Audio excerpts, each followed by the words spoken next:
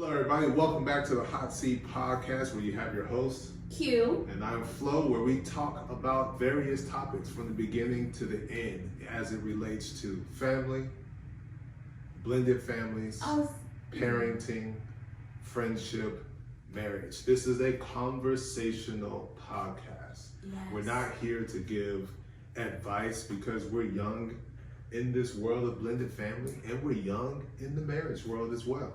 So we're just coming just to discuss different things, our different points of view on different matters, because we want your input.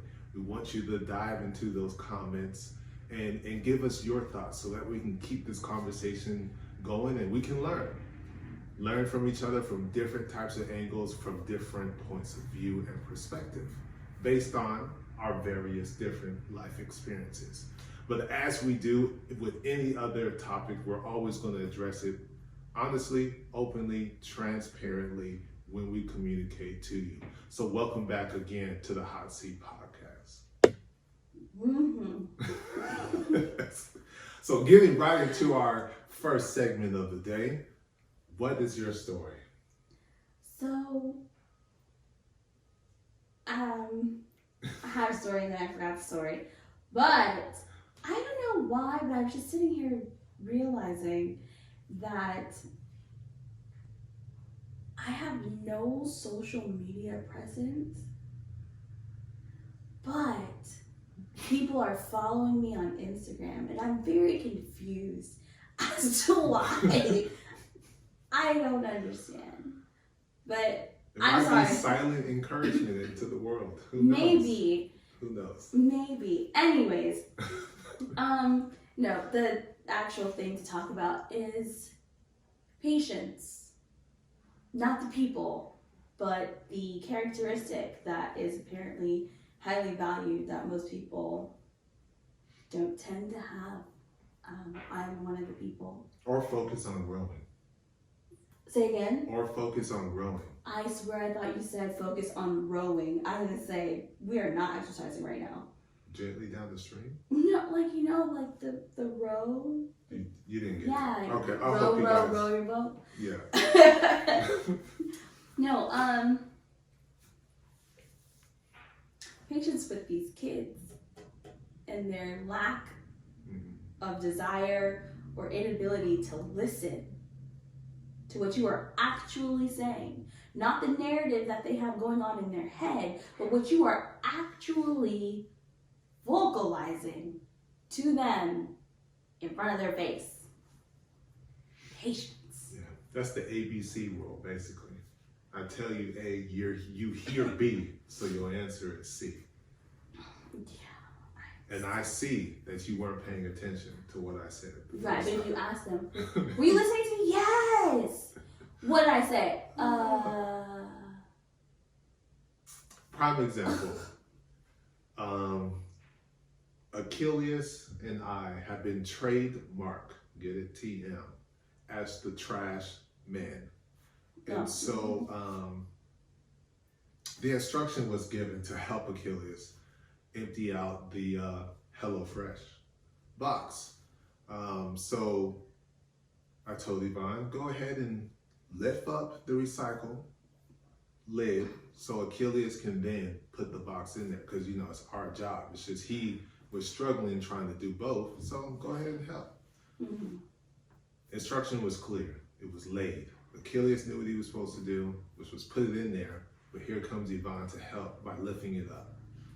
That's not what happened. Yvonne interpreted, opened up the lid, grabbed the box, and put it in recycle.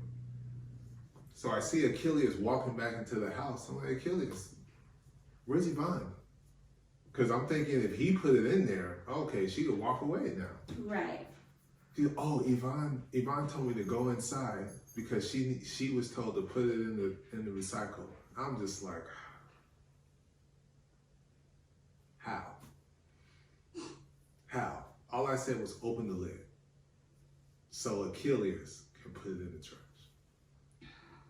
Because we are TM. We're the trash man. That's what we do, take out the trash.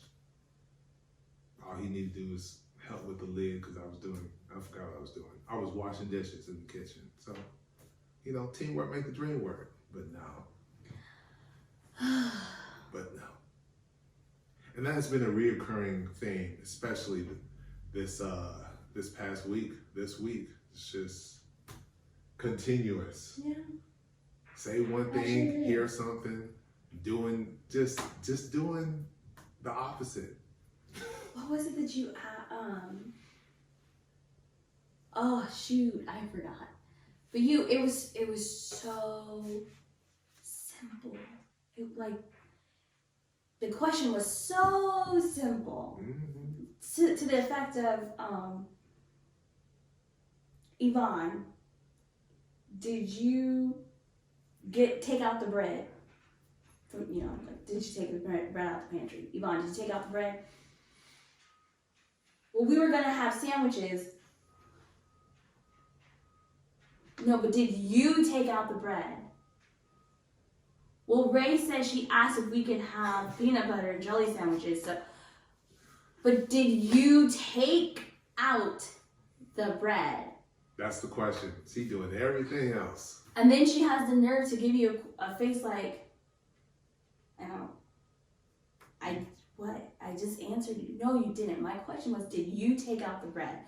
So the answer is either yes, I took it out, or no, Ray took it out, or Achilles took it out. Mm-hmm. But the question is, did you take out the bread?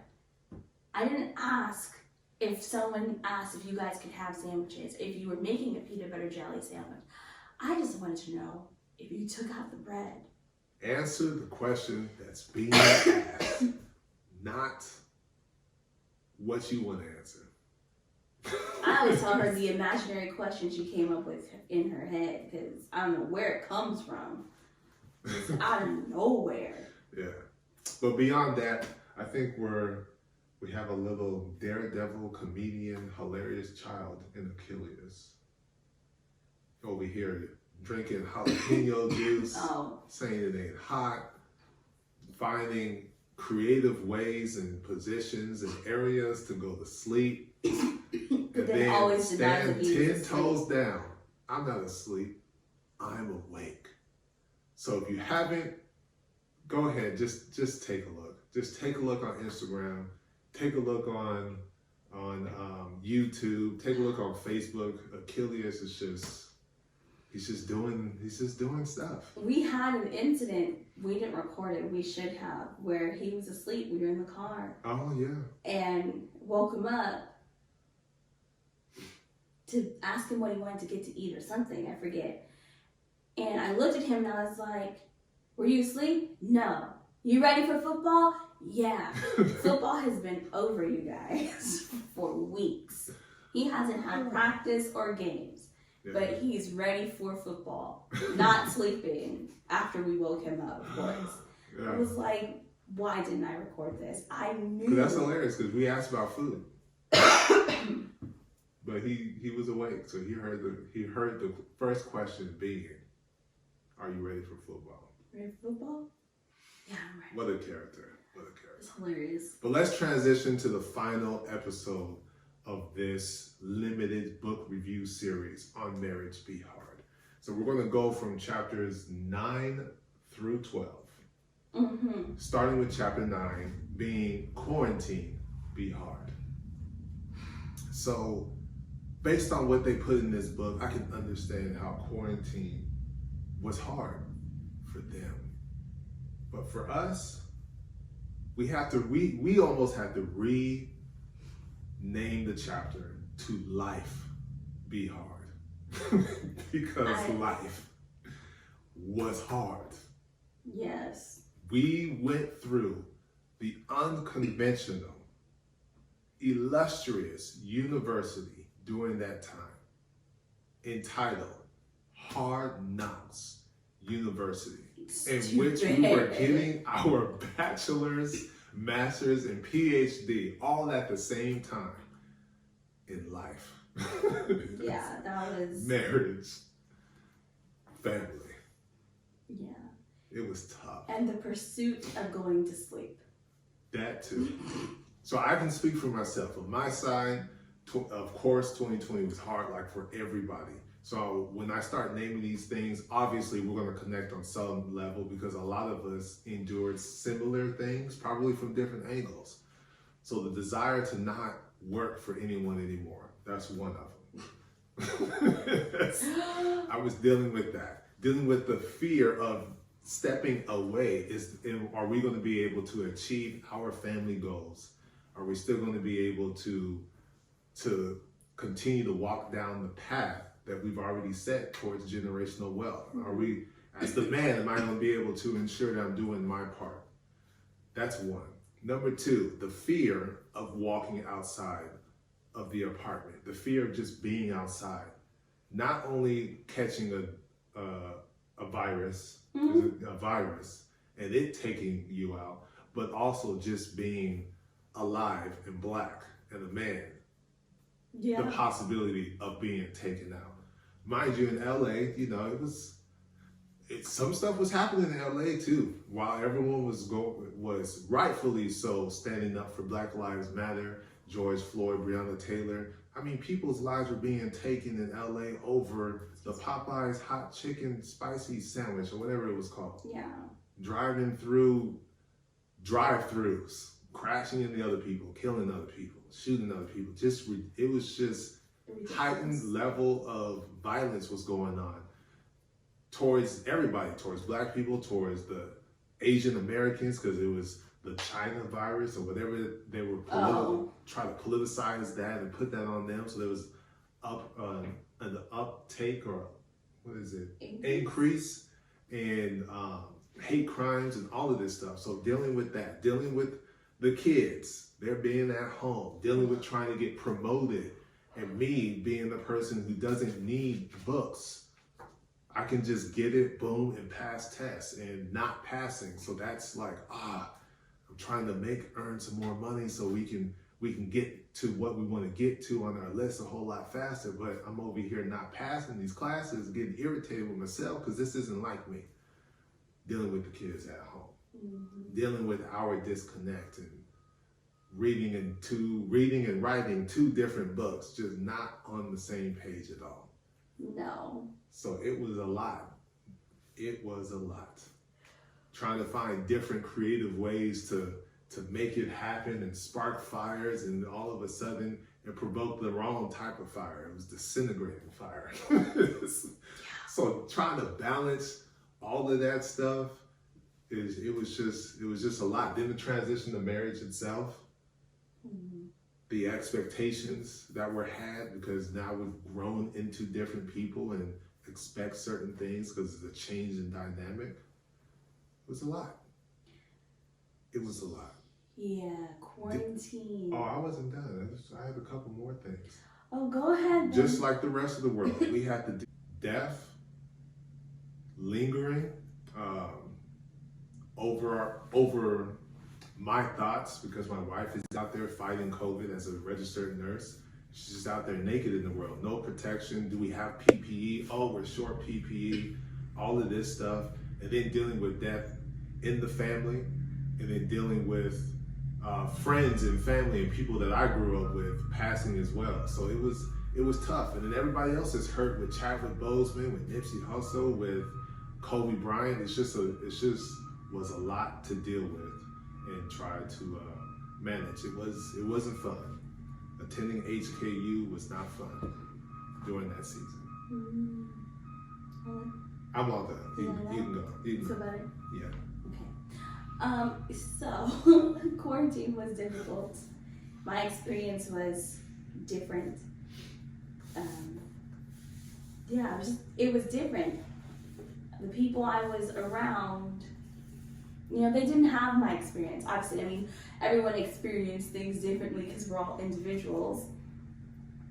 But it was a very drastic difference. So, whilst everybody was in quarantine, 1 or 2 months in or whatnot, and they're, I'm going to go on my fitness journey and I'm going to come out of this better because I've already started putting on weight, because you're at home. So what are you doing when you're bored? Eating. Snacking. Are you hungry? Yeah. No, but I'm still going to snack on this because what else am I going to do? The world got the freshman 15 times 3 or 4. Seriously.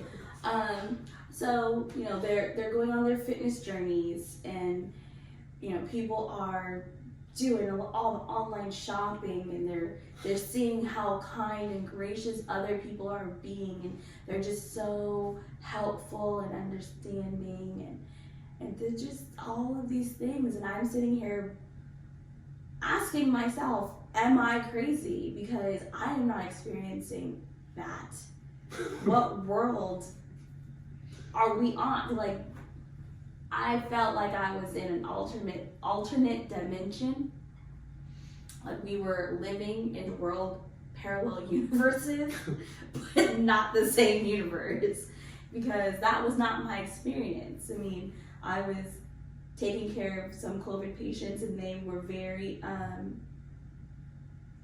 there were some, you know, very few that were very, you know, thankful and grateful for the fact that, you know, they had the nurses there to be the interim person between them and their family, because you couldn't have visitors coming. And, you know, we were helping to ease their way into the next chapter, which for a few of them was death. Some of them, they got to be downgraded to a different level of care because they were doing better. But a lot of my patients were upset. They were mad. I don't know exactly for what, for all of them, but a lot of them were mad. And who were they going to take their anger out on? The nurse. Who are the Marines at the time? You guys are like the first line of defense. Yeah. Just out there, just like, taking the disease and the patients who are dealing, not the disease, the virus. You got nurses and nursing assistants having to deal with people being demanding and entitled and not understanding that, yes, you are sick.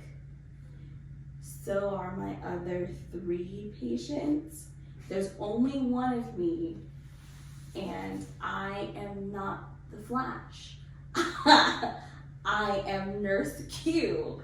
I can only meet or move at regular human speed, not superhuman speed. So, you know, the time I take with you and I come in your room and I do all this, I do that with them too. So if I leave your room and I go to somebody else's room and then you call me and it's been like 10 minutes, it's not because I'm just ignoring you and I don't want to come in your room because you're sick.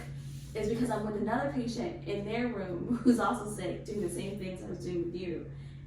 It just takes time. It takes longer time, but the ability to understand that rational thinking seemed to have gone out. Now, I'm sure some of it was because of COVID. Like, who wants to be in the hospital for an extended period of time not being able to breathe successfully or sufficiently or at ease? I get it, but I'm still a human. There's only so much that I can take, and that was the work. And then coming home and the poor kids are being neglected because it's like, you can't give me a hug. I have to go decontaminate, and then after I decontaminate, I have to disinfect everything that I touch so that I can go decontaminate. And then we can give hugs, kisses, and how you doing? Okay, go back to your schoolwork. Good night. I'm gonna go to sleep, so because I have to go back to work tonight. For our Disney lovers, we loved Lion King and The Circle of Life. It's a wonderful song, right? But for her, it was the perpetual circle of death. Yeah, that's what and it it's was. I know, dark contrast, but it's just the truth. It was the reality. Yeah, it honestly felt like the Grim Reaper. It was very stressful and very straining. And again, that was the work aspect. So the work aspect, and then you bleed into the family aspect, like I said, with the kids. And then the 2 of us were having some super serious problems. For those of you who have been with us, you know, you've seen the episodes. Some super serious problems. And then on top of that, the family deaths. One from COVID, one just disease course, or disease ran its course. But very heart-wrenching losses. Mm-hmm. I even gone to the eye doctor. My optometrist passed. That's just tough because I grew up with him. Mm-hmm. So these eyes, they need to be seen, but haven't been able to do that one. And then, so. Then the frustration of living in the apartment on your end. It's too small. We need to go somewhere. Well, no, that was more so after when things started to calm down. Being in the apartment. That exacerbated it. Well, yeah. Well, but my problem with being in the apartment was the safety of everybody else while they were trying to figure out, you know, you need N95 mask because it's airborne. No, it's not airborne. Sometimes it's airborne. We think it might maybe be airborne, but you should definitely wear a gown and gloves.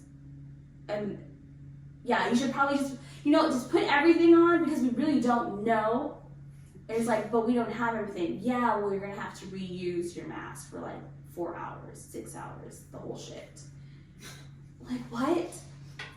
And it's like, okay, but I'm taking all this home to kids. Like, really? And heaven forbid, like you said, if I got sick, yeah, what was I gonna do? Can't take nothing. We gotta give you Tylenol for your fever. I'm allergic to that.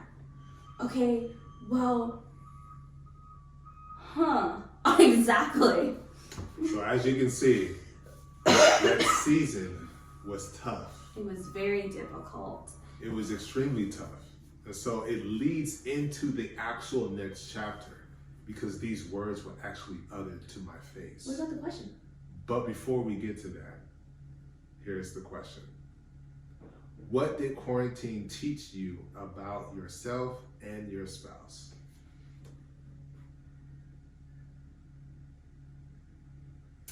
Did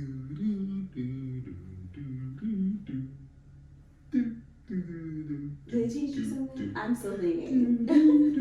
Okay. It taught me that I was trash. I mean, Marcus says it best when he talks about trash. Like, you're not just the trash. You're like the juice at the bottom of the trash. It's just terrible. I was a terrible person during that.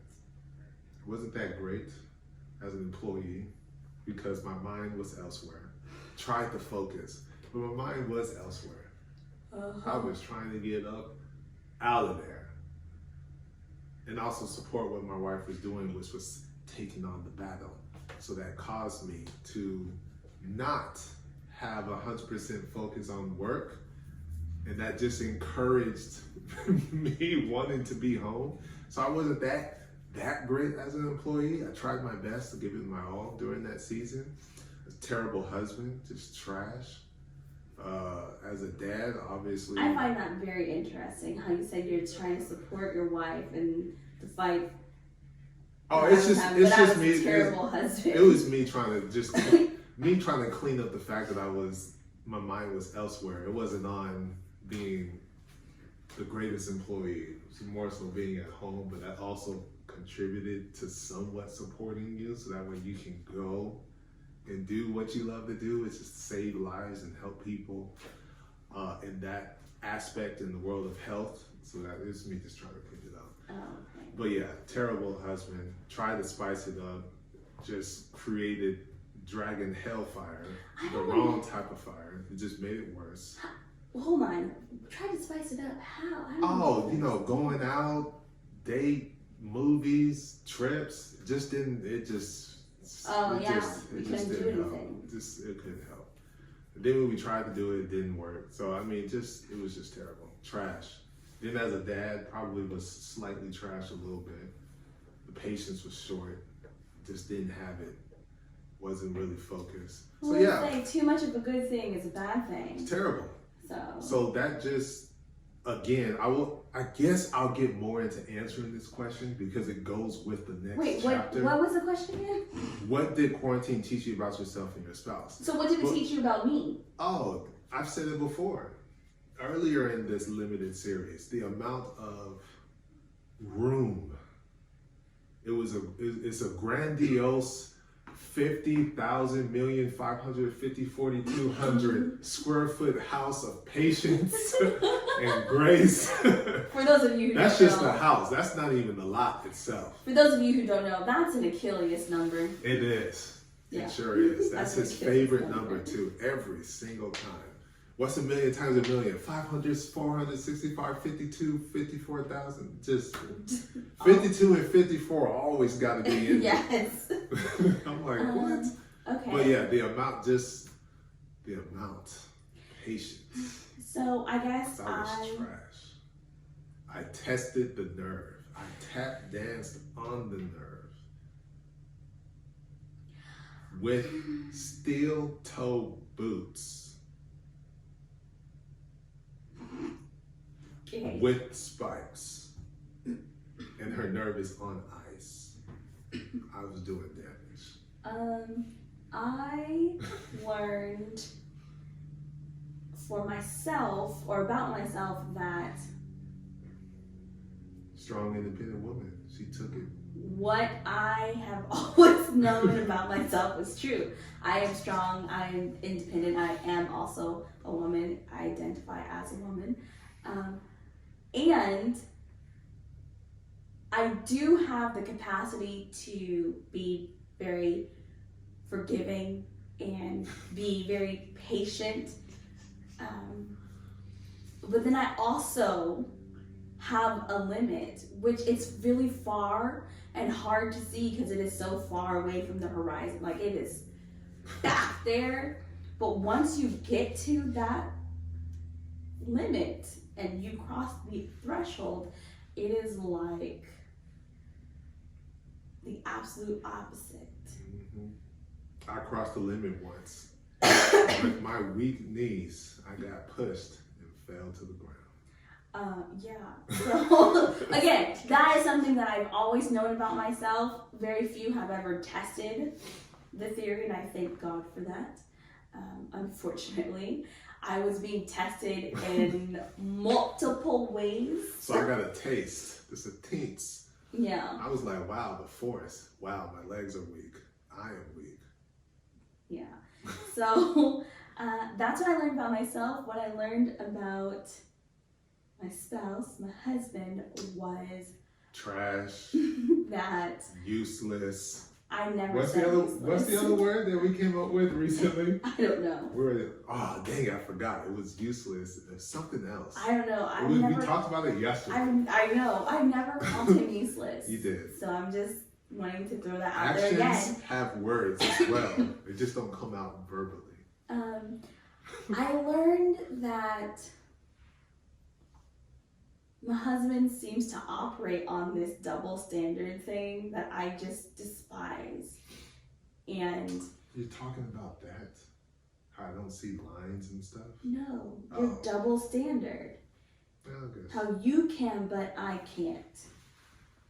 How you can decide certain people can, but other people can't. And it's like, no, we're all human beings, so we're all treated the same. If you can't do that, then you just sit down. Don't do anything. But no, he has a double standard mindset, especially when it comes to what he can do versus what other people should do. By other people, I mean me. Just so that we're clear. So the double standard, and that he believes I'm a much nicer, or at least he believes, I don't think he is still naive on that fact, but he believes that I'm a much nicer person than I actually am, is what I learned. Because as he said, he tested my patience. He tapped dance on the last nerve with steel-toed boots and spikes that were on fire, while just looking at me with a straight face, challenging me. Yes, so like I said, nicer than I actually am. And I only say that because once I get to that point, it is not a good place for anyone. So it wasn't a good place. Yeah, it takes a lot of effort and consistency to get to that place. Yeah. And that's the wrong type of effort and consistency that you want to direct your actions and words towards. Your energy towards. Energy. There Yes. you go. Thank you for helping me out. Your energy towards. Because the perception could be, oh, she's just so nice. Just, oh, she's just going to let him, oh. In actuality, no. That was not happening. Yeah. I mean, as uncomfortable as some people have said some of our past, what you call them? Episodes have been. Oh yeah, some people have. What you didn't see. It's much worse. Yeah. Much because worse. You know, we only have so much time for recording. But believe you me, the conversations continued off camera. And yes. That's one thing I like about a podcast. It's authentic. We're not coming on here like we're consultants or therapists or advisory. Or everything is put together, because everything absolutely isn't. You want to see the drama and the work through. Maybe in other episodes, not the one. Not the one we bring it up in, but it might be the next 2-ish. Or 3, or 4, or 5. You hear the stumbles and the fumbles. Because that's life. You're not going to get it right in the next episode. Well, it depends on how much conversation you may or may not have outside of it, and the stubbornness of the other party. Oh, yeah. Because we have... So stubborn. So stubborn. The both of us. Look, I'm not... The both of you. I'm not stubborn. But that leads us into... So what did quarantine teach you? So this was another lesson that I learned, but because another lesson that I learned based upon the word that was given to me and the shock and awe that I had that she would utter this word, and that is divorce be hard. Oh, I was like, wait, what? The chapter is Divorce Be Hard. Oh, yeah. We're going to Divorce Be Hard, y'all. She uttered those words to me. I did not utter the words, Divorce Be Hard. I used my voice, and it was harsh, and that made it hard. Yes, but she did use the D word. And the D word that we don't want to hear, and that's divorce. Oh, I was like, dumb? But us as men, we want to hear the other D word. Because we'll give that happily all day, every day. But not that one. Dollars. $dollars. You'll give dollars all day, every day. Love it. Ridiculous. But yes, so they go into depth. Melissa goes into detail, intimate detail. Shut up. It's the way I talk. Leave me alone. They hear what I'm saying. They do hear it, and they also know what you meant by it. Yes, she did. So she goes into intimate detail. Intimate detail. About how this particular word happened in real life, in her real life, and how it affected her.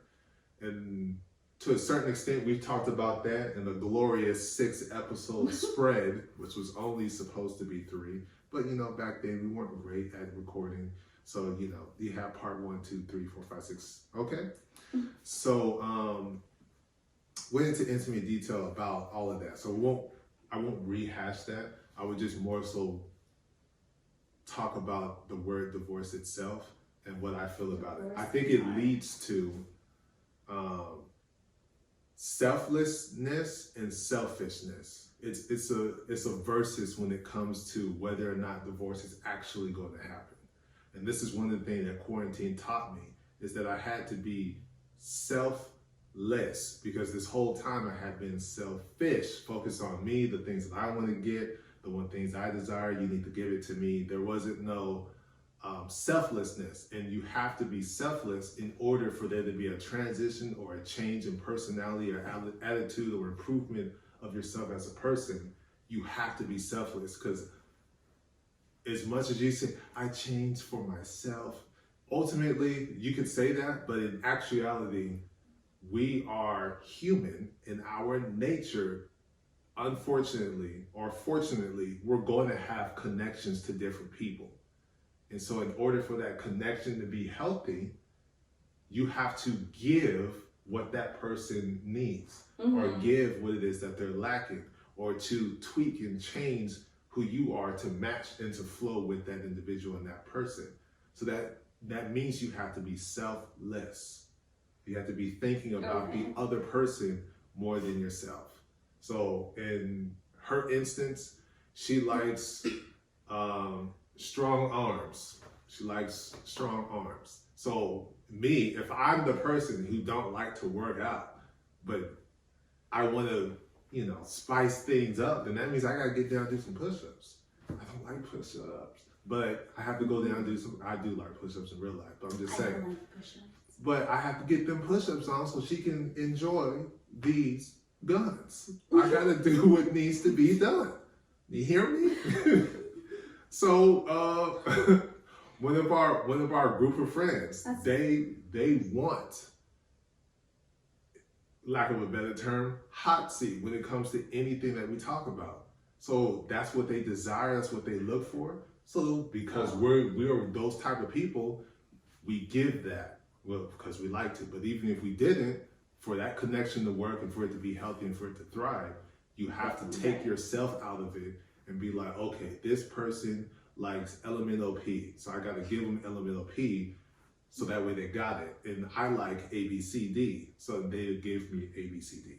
So when we all come together, we have the entire alphabet, if you get what I'm going with this. So that's my thought process. You have to be, if you're open and intentional to being selfless and hearing what it is that your spouse and your partner is trying to say, then your actions will deliver what it is that they're asking for. So that's what I feel, that divorce sometimes leads to. Basing our 6 episodes, there was selfishness founded in each one of those particular situations as to why the relationship didn't work, because of the inability to be like, this is what you need and desire to fill your love tank. Let me go ahead and do those things physically, emotionally, mentally, spiritually, whatever it may be. Whatever it is, meet the need. To fill it, meet that need. And then communicate. The other one was the lack of communication of expressing those needs and wants, and that change. Because you're longer together in the relationship, the 100% probability that you're going to change as a person. Hey, just like we talked about, sex be hard, red, yellow, green. It was red, but now it's green. It was green, but now it's red. And you have to be okay and respect that and adjust, because people grow. And it takes time. And you have to let time do what it does. I think it's more of a red to yellow progression than a red to I know, I just wanted to show the dramatic, because it could happen that way. It could happen. Okay. I used to tear into In and Out, natural. Then one day I tore into it one time. Ew, I'm done with pickles, ketchup, mustard, mayonnaise. I'm done. So it could happen just like that. Okay, I guess that's true. Yeah, so that's what I learned. Divorce to be hard. I agree with the selfish nature of humanity versus the selfless nature that is necessity, or that is a necessity for human interaction. I actually really don't have anything to add or expand on what you're saying. I am in complete agreement. I did a good job. Yeah. Thank you. You're welcome. Thank you, appreciate that. So the question. Sorry, hold on. So while you're doing that, Harry Potter popped into my mind, and all I hear is Ron saying, "Always the tone of surprise." Stupid. Stupid. I know. And so here it is. What about your parents' relationship, their marriage, divorce, or lack thereof informs your view of divorce as an option?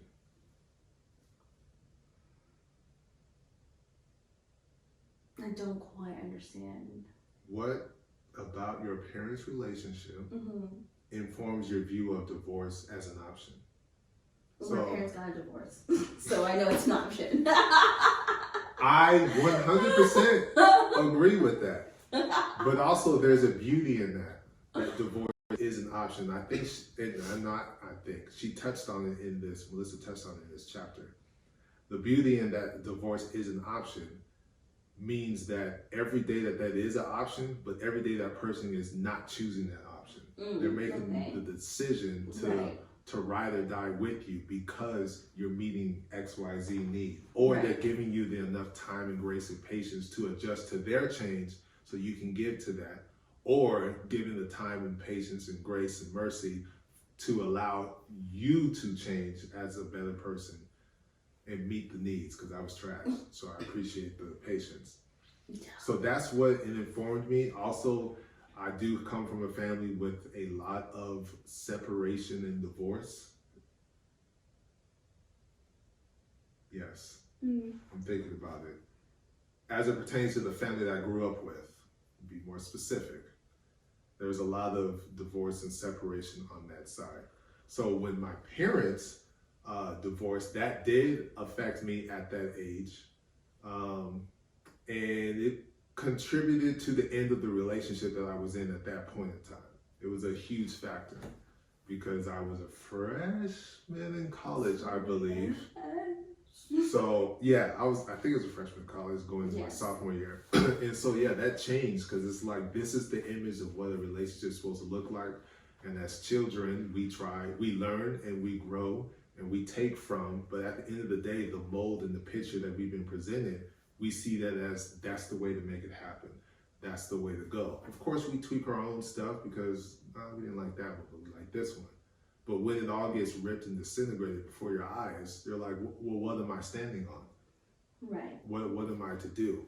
So I identify, and I'm right there with Melissa in that thought process, but then not taking that into the next relationship, or taking that and applying it to your marriage, that ultimately how that happened is how it's going to happen for me. Because at the end of the day, I didn't marry my mother, that was my dad. So who I marry and what we do is completely different than what happened with them. Right. And because their relationship dissolved, we can go to and learn from to help prevent, because we choose to be together and we're going to do everything we can to be together, which is why we love this book, Marriage Be Hard. We love the Love Hour podcast because it opened the eyes and the ears. Yes. So I was going to say, since you took it all the way back and did all of those things, you just expanded on the question a lot more. So I'm going to go ahead and do the same because my parents were divorced when I was really young. Like, I vaguely remember it. So it didn't really have much of an impact other than I know people can get divorced because they did it. Like, it wasn't a very pretty thing. Oh, yeah. So I would go with the sentiment that divorce is ugly. I, of course, know now, being older, that divorce doesn't have to be ugly. It's just theirs was. Mm-hmm. So they chose to act that way, right, and to say those things. So, but then with that, I spent a lot of time with my grandparents and then seeing their marriage.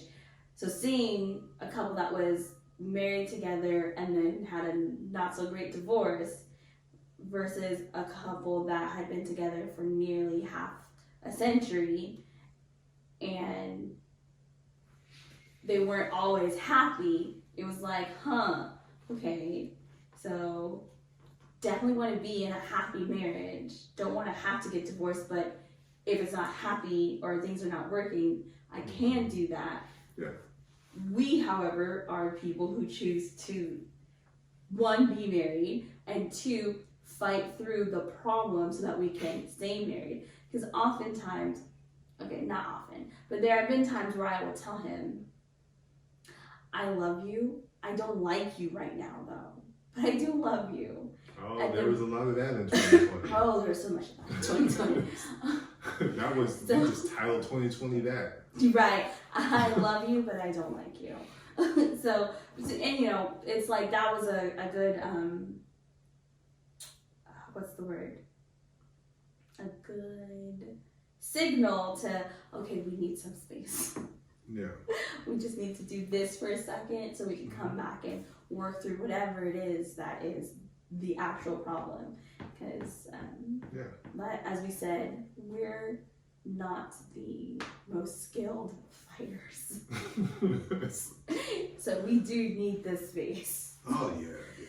And it's just recognizing because all relationships in the beginning do not start pristine. They're not all good. Sometimes it does start out good. You transition to marriage and it ends up being just complete darkness. Like, who are you as this person? Blah, blah, blah. And if there is still a foundation on friendship and commitment, you can always see the light and start walking towards that light together, regardless of what people say or what people advise you to do or whatever the case may be. Like, oh, girl, you need to run. Or, man, that ain't it. No, this is a bad moment. It's a bad season, but we're committed to each other and working through it. Giving each other enough grace to go ahead and have the conversation, communicate with each other honestly and openly and transparently when something is on our mind. But did we walk into this knowing that there would be a dark season? No, we more so walked into this thinking, let's try to get as many tools as possible. As you can tell, the first few episodes of our podcast is trying to get the tools necessary, because there are certain things we wanted to prevent from happening, but some of those things we were trying to prevent were happening, were already happening, and I didn't listen. So that's a factor as well. I did come into this knowing that there would be dark seasons. Didn't I say we? You said we didn't. Yeah, we collectively. You were on a different page. I'm saying it's a collective unit. Okay. As a collective unit, half of us understood that there would be. I did say some of the issues we're trying to prevent were already there, and some of the advice was being given, but it was not being listened to on my part. You know what? Okay, so there is selfishness is a, what's the word? Is a... cousin to stubbornness? No. Yes, but no. No, actually it's not. But no, selfishness could be a path to divorce. Whereas in retrospect, looking at our situation, so can denial. Not the river, but denial. It can also be a path to divorce, because denying the fact that there is a problem that needs to be solved can just make the problem worse. Exacerbate the issue. Then you will have death on denial. You're ridiculous. More of like death from denial. No, I was know. Incorporating the movie that we like. I know. Thank you very much. Anyways. No. I don't think selfishness and stubbornness are related at all. That's fine. I was just trying to add extra words. No, I know. It just kind of came, like, I thought about it. I was like, no. They're more like brother and sister, but it's fine. Brother and sister? I said I don't think they're related. How selfishness and stubbornness? I was just being You're ridiculous. facetious. You're being ridiculous. So that's my thoughts on. Those are our thoughts. That's our thoughts on divorce. Because we are on the same page now, okay, guys? Yes. We're on the same page. And I would like to take this moment to point out that because this is a conversational podcast, we would like to apologize if it's not always apparent that we have jumped from the past to the present, or we are speaking into our future. I would like to throw that out there. We could do a better job. Yeah, so I'm just talking about in the past, up to the present. That for the future, we will try and do a better job to highlight that this is the past, or this, this was from the past, and now we're back into I got the you. present. This is what we thought back then. Yeah, so that way that there's no, we do not want to operate Which is in okay. the devil's playground of confusion. Yeah. Why a fake? Because you said devils, and I was about to say I was about to bring up devil's advocate, No. but then I don't even like that term because it's more so. It's just a difference of opinion. Or look at it from a different point of view. Which is the same thing of what I just said. Different. We're still on the same page, guys. Okay. We're on the same page. We're just using different words to communicate. Exactly. Come on. But there was something else I wanted to say, but I guess it doesn't matter because I think you guys got the point with divorce. Read the chapter. It's very, very good. This book is very good, which is why it leads into the next chapter, which is chapter 11, which is self-worth. Be hard. Oh my. And for me, it was more so inadequacy. Be hard, which is kind of like self-worth. It leads in. Be hard. It bleeds into each other. Yeah, it sure does. And so this was a very positive, affirming chapter for myself. You know what? Because I think she posed it as more so as a love letter. Mm-hmm. So it's a love letter in which the men are supposed to be listening to when it comes from a woman's point of view. But I would say the men need to listen for themselves personally, but also for the woman's point of view. Mm-hmm. And the woman need to listen for the woman's point of view, but also from the men's point of view. Because I think she wrote to everybody, even though she said men need to listen to this for women, is what I got from the book. But I think it touches and hits on a lot of things, especially with me. I identify. I was gonna say, I don't think she could say vice versa because she's not a man. Yeah, I know, but I'm the man. I'm a man, and I'm like, hey, I identify You're saying with this. that it can work. Yes, from what all that she touched on, and all of her different type of campaigns when it comes to self-growth and self-enhancement and personal growth and confidence in oneself. Yeah. I think some of those are kind of woman specific though. From her point of view, yes. Very much so. Specific to the woman. The knowing yourself thing, I don't really think there's a lot of men who are unfamiliar with their lower halves. Lower half? Oh, Lord. I'm That's just true. saying. But the fact of your worth it campaign, you might not feel as though you're worth it or accepted or a part of. Right, no, that makes sense. That's a self thing. That's confidence universal. in oneself. Yeah, she talked about love on campaign. Love on yourself. Spend that personal care time with yourself and all those things. The Make Me Over campaign, Mm-hmm. This is Florida 2.0. I ain't got to be 1.0. I can self-improve myself. I can self-improve myself. That didn't make sense, but hey, the Sex Me Over campaign, hey, I want to try to, I want to dip my toe in this and that and the other. Mm-hmm.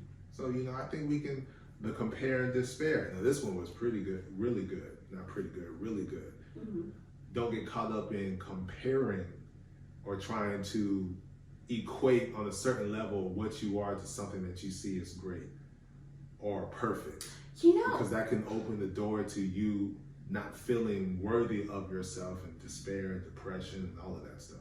So I have a very personal battle with this entire chapter.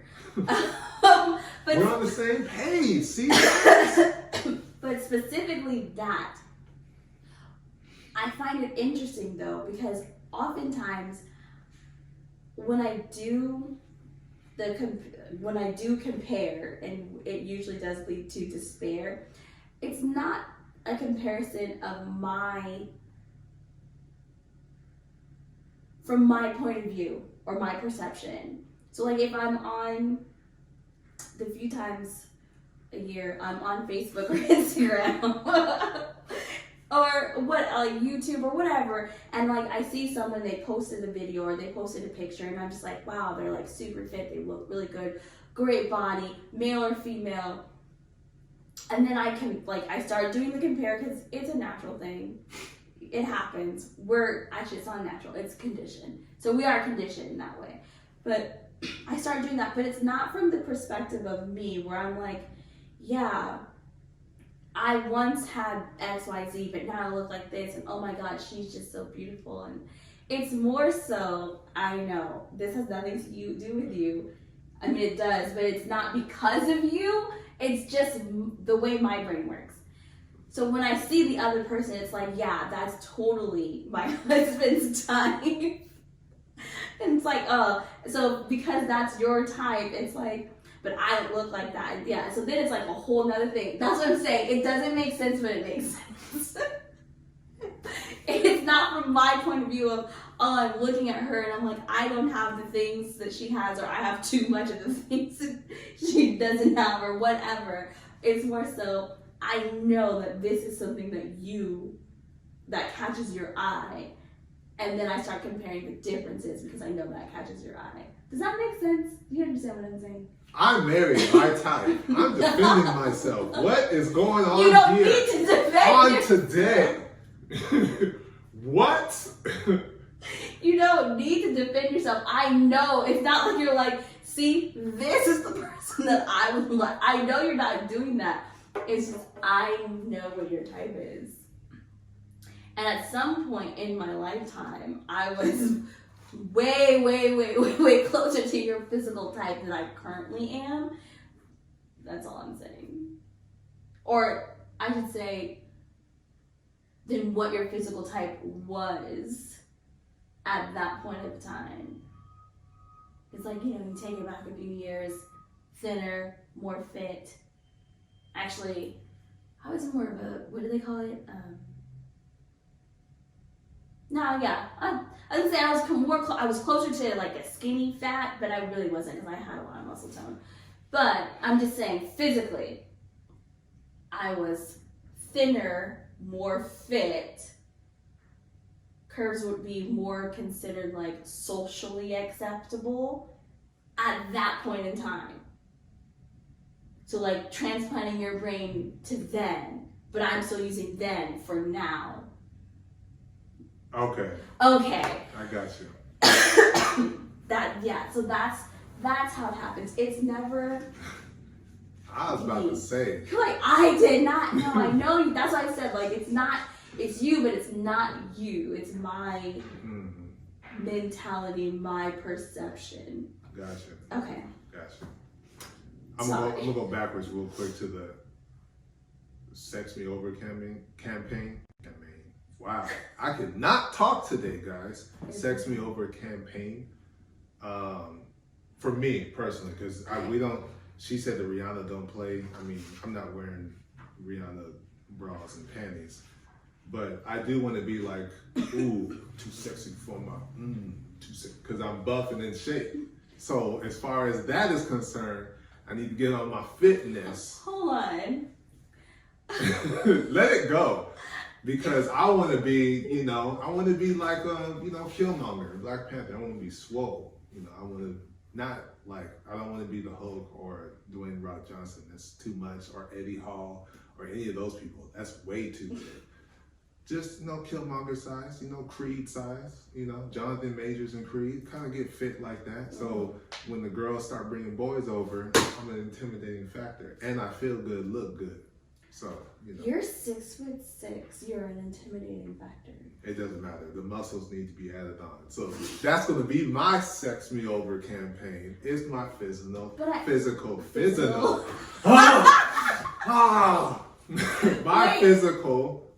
But isn't the Sex Me Over campaign about sex? Feeling sexy. Her wearing sexier clothes rather than work clothes. So, I'm redefining for moi. What the Sex Me Over would be for you. It's your physical perception of yourself. Yes. Do you find yourself sexy? No. No. Look in the mirror. What happened to you? Well, I mean, there's another commonality we share. I didn't realize we shared it though. I'd be fooled. Again, adding to me, trash. Let my body go. Like yesterday, we were talking, and I was just walking. All of a sudden, my leg went out, knee hurt, side hurt. Like, oh, my back. Ain't been working out. Just trash all the way around. So I need to get to that. So the self-worth, be hard, do what you gotta do. Look yourself in the mirror, do the mantras, work out, eat better, dress with no clothes on so you're sexy or whatever you gotta do. How do you dress with no clothes? Well, the lingerie and stuff. Oh, I was like, whatever that you means gotta you're not do. dressed. You might have socks on. Whatever you gotta do. Because one of my things I've been saying on social media, I don't know if people have been following me and paying attention, but I've posted it more than twice, caption or the picture, whatever. The you are is needed. Because you don't know what type of impact or effect that you have on people. And how much of an encouraging factor you may be to someone while you sitting here thinking you're all in the dumps and you're trash. Yeah, but can't I be the me that I am, but with less body fat? Do what you gotta do. So that way your self-worth is on 100. Whatever it is that you gotta do, you do that. Right. So that's because someone posted on Facebook, there was like, yeah, man, back in the day when we were at HT, you may not have known, but we were watching, we were encouraged, and all of this stuff. You were the guy. I was just like, what? I was in darkness. I fell into the wrong hole. All of this. Dang it. I said I wasn't going to say it, and I said it. Shit. Anyways. Just doing the wrong stuff, but yet still people were watching and being encouraged by what it is that they saw. Because, you know, what people see in the light, that's what they see in the light. They don't always see what happens in the dark. I got a glimpse of that when we went inside. We went to Grambling. Went to what? The other assistants. Oh, the other, okay. Assistants? Yeah. Yeah. The other students. Yeah, student assistant people. Yeah. And just, yeah, I got a glimpse of, this is the number one. Okay. I see. Okay.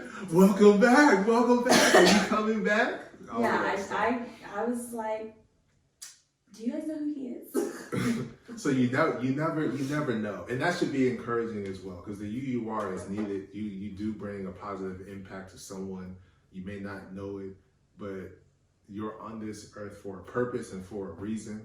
So thrive and live on that. Continue to do what it is that you need to do so that way you feel loved by yourself. Yourself loves yourself.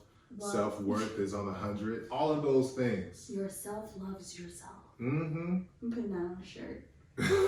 Yourself loves yourself. Mm-hmm. You got to. Because if you can't love yourself and value who you are, it's going to be very, very difficult to add someone else to the picture. Yeah. Because now you don't even, you're going to be walking, yourself is on eggshells with yourself and the relationship.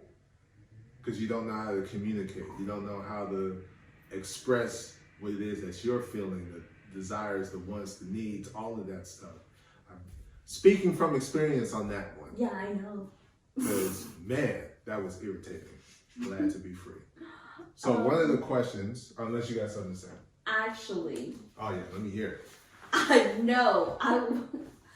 So I don't know if I am tired still. I don't know if I'm hungry. What I do know is that as we're doing this episode, my brain, the little ticker keeps going and it keeps thrusting these visuals at me. So as you're talking, I was like, oh, I have a story for the Living with Q-Flow segment or whatever. Oh yeah. Yeah, and I'm like, oh, we're at like towards the end of the episode, but it just came to my mind. Well, Like the rappers say, to the next episode. Oh, I'm not gonna remember it then. Hold up. So after we do this, it's gonna be gonna be on the post credits. Yeah. So another positive thing is with the self-worth, as we close this one out, is for someone like me, Q gives what it is that I need, which falls in line with this question. For men and women whose partners might be dealing with low self-esteem, self-worth, I'm gonna add in inadequacy. You can support them with words of affirmation and encouragement. What do you admire most about your partner? When was the last time that you told them that she does those things? I know. I've You never. get words of affirmation. It's one of my love languages. What? Yes, I know it is, but when You provide those. When? Because You if do. I'm saying I don't, then You do. okay. Actions speak louder. I'm than saying I words. don't provide words of affirmation. You do sometimes.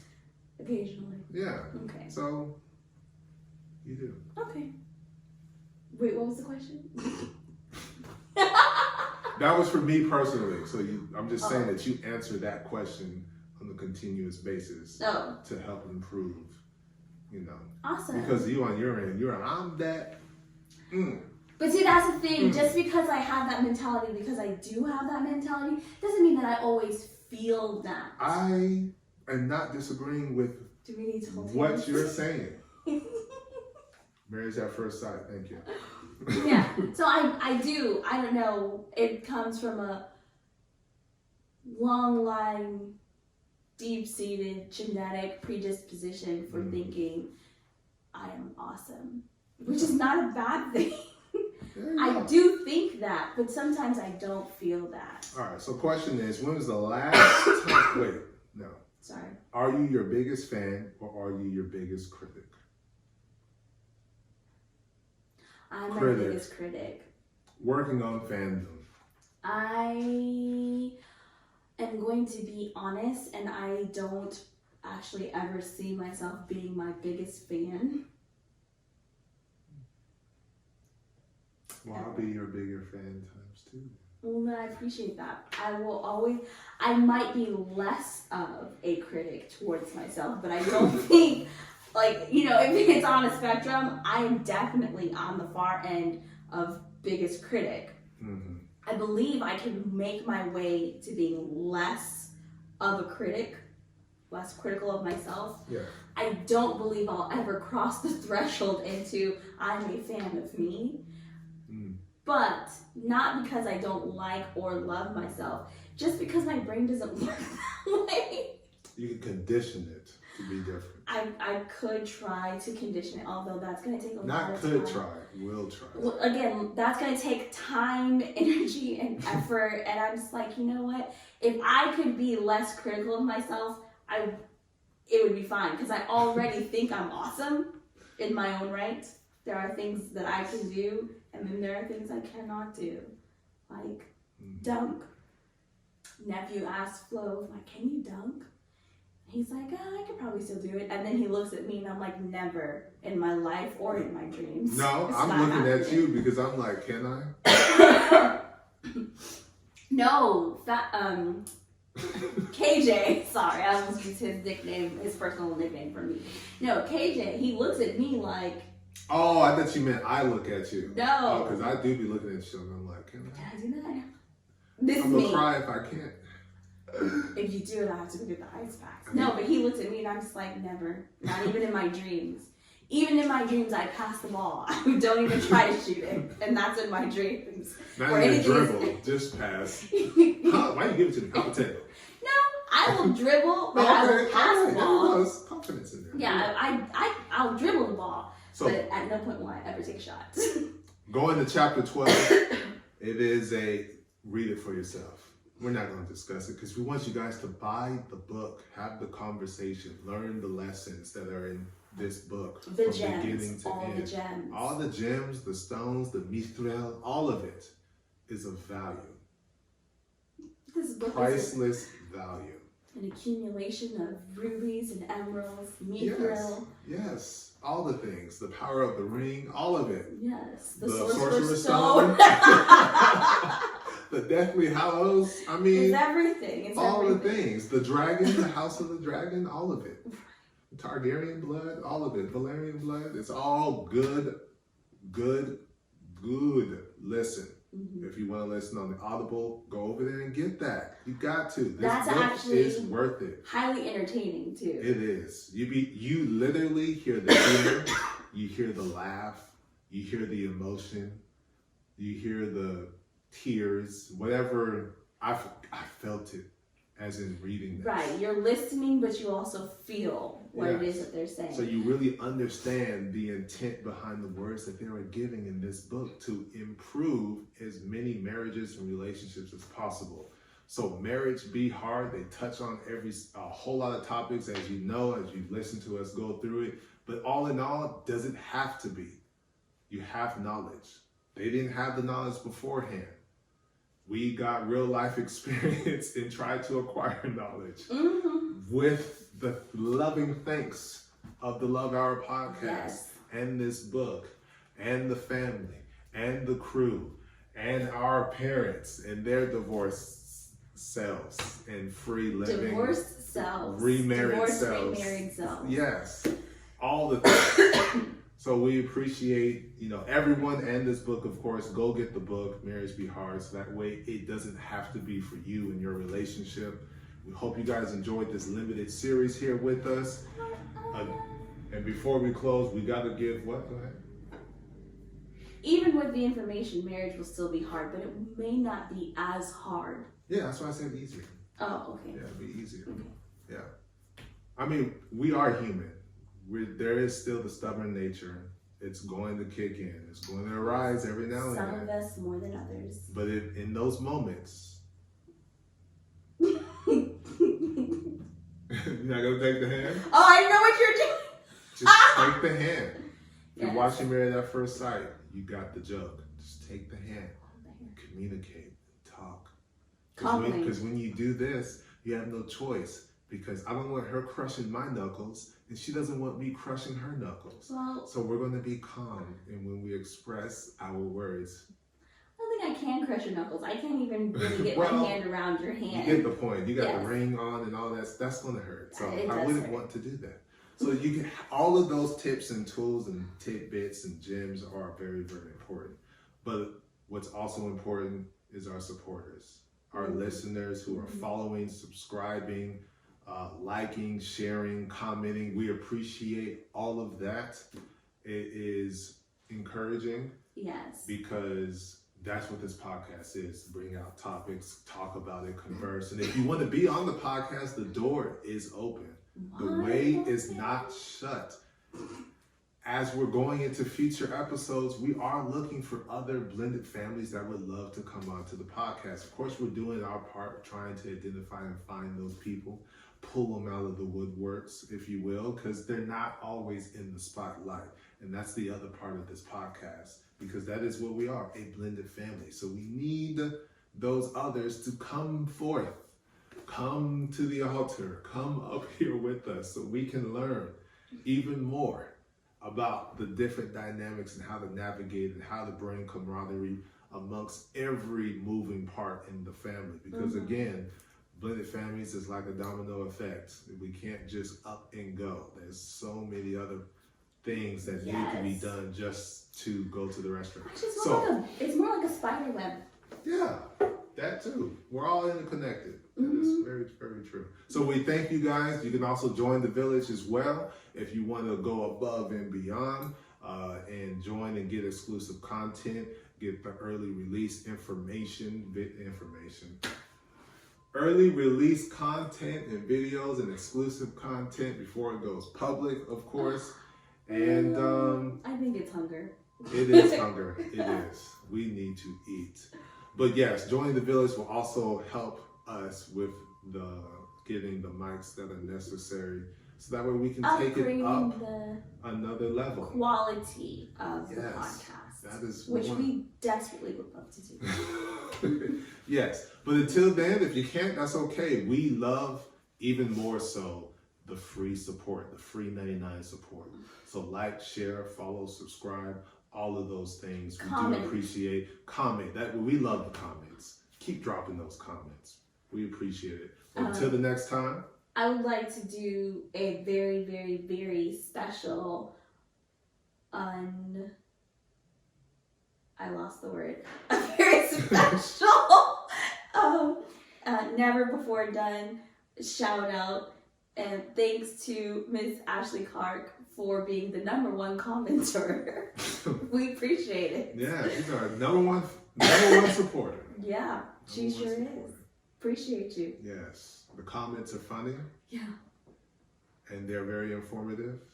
Yeah, they have a different perspective. They're very insightful. And insightful, yes. They can be insightful or funny or informative. Yeah. They're very nice. Yeah, but they are constant. That is awesome. Yeah, constant and consistent. Appreciate you, Ash. Lee. Ashy, as Achilles used to say. Ashy. All right, guys. See you in 2 weeks. Peace.